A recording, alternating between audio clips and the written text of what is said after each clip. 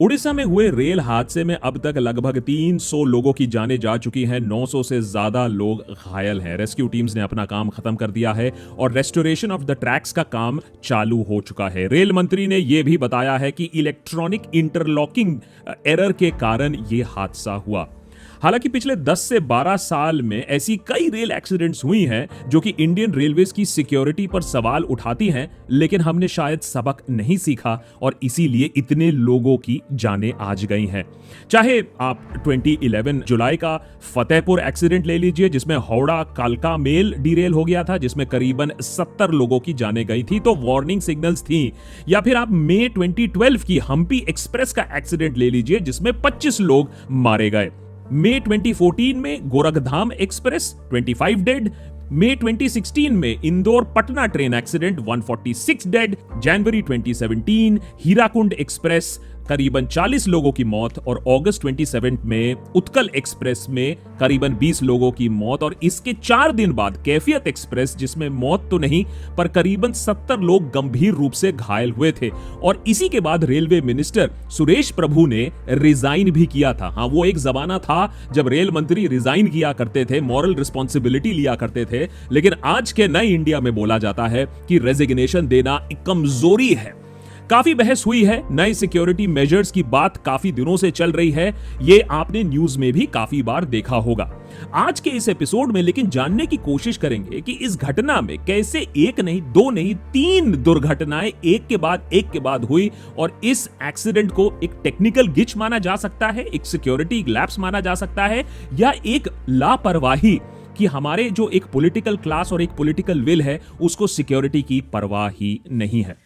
नेता टाइप आधा काम मत करो, सब्सक्राइब के साथ साथ बेल आइकॉन भी दबाओ।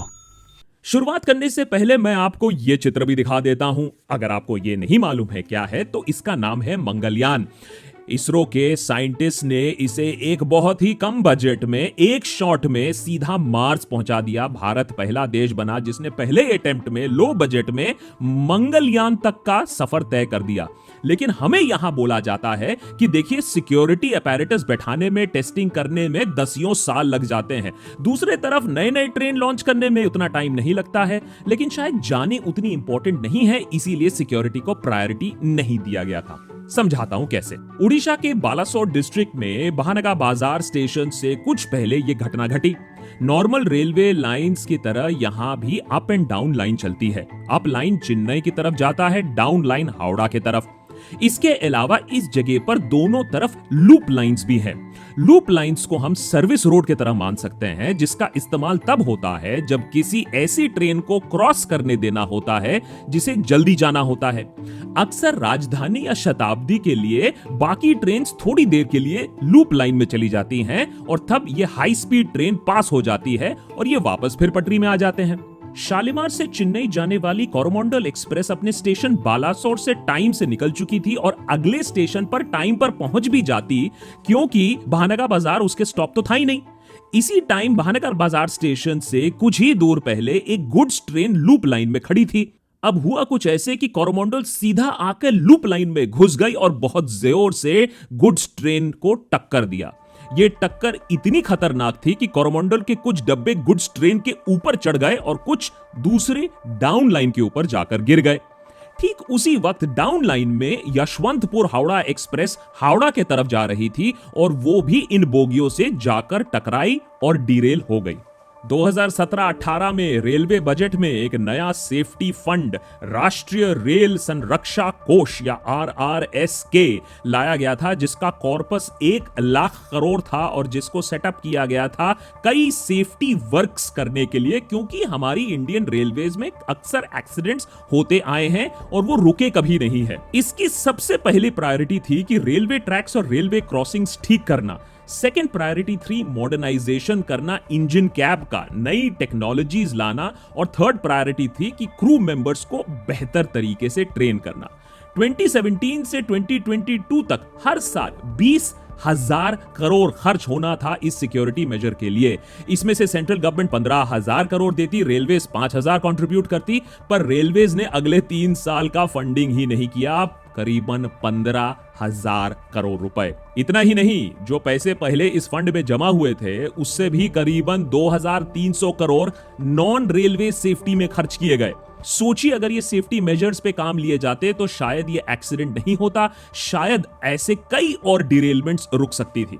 अब आते हैं उस मुद्दे पर जिस पर इतना डिबेट हो रहा है कि क्या ये करीबन 300 जानें बचाई जा सकती थी, क्या ये लापरवाही इंडियन गवर्नमेंट की है।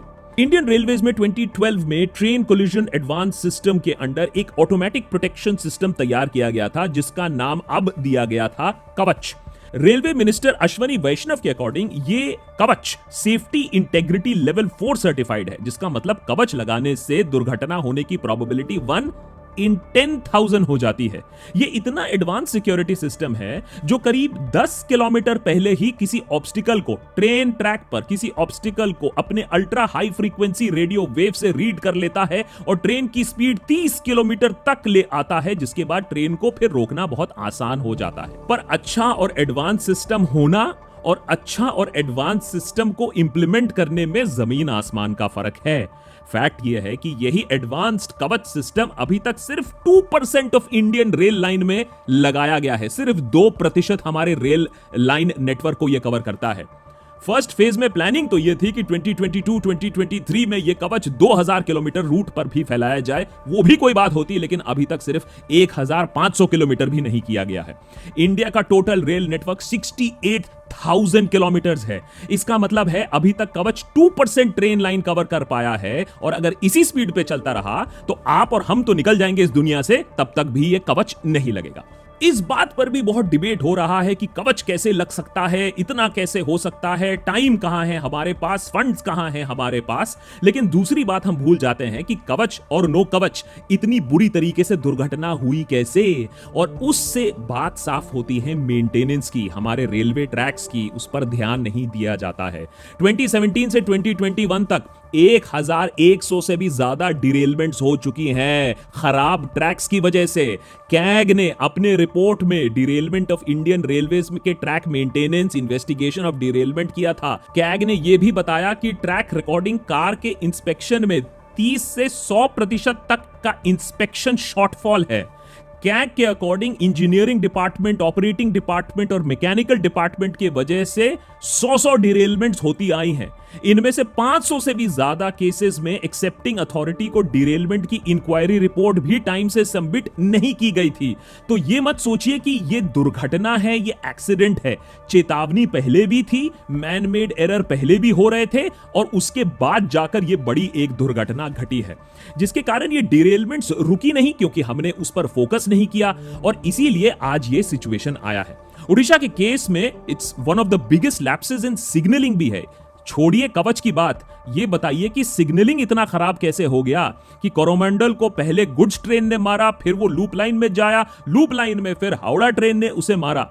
और वार्निंग की ही बात करें तो इसी से मिलता जुलता एक केस रिपोर्ट हुआ था 8 फरवरी को, जब संपर्क क्रांति ट्रेन स्टेशन से पास एक गुड ट्रेन से टकराने ही वाली थी, पर लास्ट मोमेंट में ड्राइवर की अलर्टनेस की वजह से दुर्घटना होने से बच गए। प्रिंसिपल चीफ ऑपरेटिंग ऑफिसर ने इसकी जानकारी देते हुए कहा कि ट्रेन का डायरेक्शन सेट था और PLCT मतलब पेपर लाइन क्लियर टिकट भी ट्रेन को दिया जा चुका था, जो ट्रेन को स्पेशल सर्कमस्टांस में ब्लॉक सेक्शन में जाने की परमिशन देता है।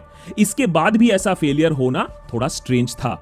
ऐसे में उस ऑफिसर ने पता लगाया कि सिग्नलिंग सिस्टम सही से काम नहीं कर रहा था, और जिसके कारण डिस्पैच रूट भी अपने आप ऑल्टर हो जाता है।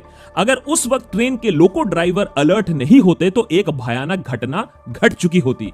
यह फरवरी की बात है, पर उस समय सरकार यूपी, पंजाब, उत्तराखंड, मणिपुर, गोवा के इलेक्शन में बिजी थी। इस रिपोर्ट पर कोई खासा ध्यान नहीं किया। सिग्नलिंग जैसे बातों का कहां इंपॉर्टेंस है? अरे 80-20 करने में हम जुटे रहते हैं, अस वर्सेस देम में हम जुटे रहते हैं, देश को खतरा है बोलने में जुटे रहते हैं। अरे इंडियन रेलवेज को खतरा पड़ता है, क्या फर्क पड़ता है? सिग्नलिंग का फेलियर कोई हादसा होता है क्या? ये सब छोटी मोटी बातें हैं। और 2 इंडिया नहीं तो लेकिन 2 इंडियन रेलवेज हमें जरूर नजर आती हैं, क्योंकि एक तरफ जो इंडियन रेलवेज का कंडीशन हम आपको बता रहे हैं, लेकिन आपको मीडिया में उसका दूसरा पिक्चर मिलता है, जहां नए नए एकदम विशाल, एकदम विराट वंदे भारत ट्रेन लॉन्च किए जाते हैं। ट्रेन 18 के नाम से पहले बनी इस ट्रेन का नाम फिर बदलकर वंदे भारत कर दिया गया, क्योंकि वो पीआर के लिए बेटर होता, और अभी इंडिया के कई रूट्स में वंदे भारत ट्रेन चल रहे हैं। फोकस सरकार का यही था, नरेंद्र मोदी सरकार का यही था कि 75 इयर्स ऑफ इंडिपेंडेंस में 75 वंदे भारत पूरे देश में चलाए जाएं, चाहे कोच फैक्ट्री तैयार कर पाए ना कर पाए, चाहे ट्रेन लेंथ को छोटा करना पड़े, चाहे सारा रिसोर्स और फोकस सिर्फ वंदे भारत ट्रेन लगाने में ही किया जाए। और इसमें से ज्यादातर of course prime minister Narendra Modi he Vande Bharat train inaugurate करते हैं, रेलवे मिनिस्टर नहीं, प्रधानमंत्री इनॉग्रेट करते हैं। पूरा पीआर चल रहा है, गोदी मीडिया भी छाती पीट पीट कर वंदे भारत और मोदी मैजिक के गुण गा रहा है। वंदे भारत बनाने में सरकार को लगभग 120 करोड़ रुपए लगते हैं। जिस पेस से दुनिया आगे बढ़ रहा है, एक high speed, better technology, better comfort की जरूरत है, कोई इसमें शक की बात नहीं है। पर क्या एग्जिस्टिंग ट्रेन्स और रूट्स का बेटर होना जरूरी नहीं है? हम वंदे भारत और बुलेट ट्रेन्स के मामले में जापान से कंपीट करने की बात करते हैं, पर क्या हम जानते हैं कि जापान के अंदर अगर एक ट्रेन कुछ सेकंड भी लेट हो जाए तो वहां बवाल मच जाता है, और यहां 15 मिनट से लेकर 15 घंटे ट्रेन लेट होना आम बात है। कि टॉयलेट में आदमी जा नहीं सके, ये आम बात है। कि लोग ठुसे पड़े हुए हैं ट्रेन में, ये आम बात है। कि करोड़ों लोग ट्रेन में टिकट बुकिंग नहीं करा पाते हैं, ये आम बात है। इंडियन रेलवेज में जहां अभी तक लेट होना इतना कॉमन है कि जहां 2008 से 2019 तक करीबन 2.5 लाख करोड़ का इन्वेस्टमेंट के बाद भी ट्रेन की पंक्चुअलिटी 0.18% इंप्रूव हुई है, और एवरेज 0.16% स्पीड में बढ़ोतरी हुई है। ट्रेन्स की जितनी जरूरत है उतनी है नहीं, इसीलिए 2022-2023 में लगभग 2.7 करोड़ लोग टिकट कटवाने के बाद भी ट्रैवल नहीं कर पाए, क्योंकि उनकी टिकट वेट लिस्टेड ही रह गई।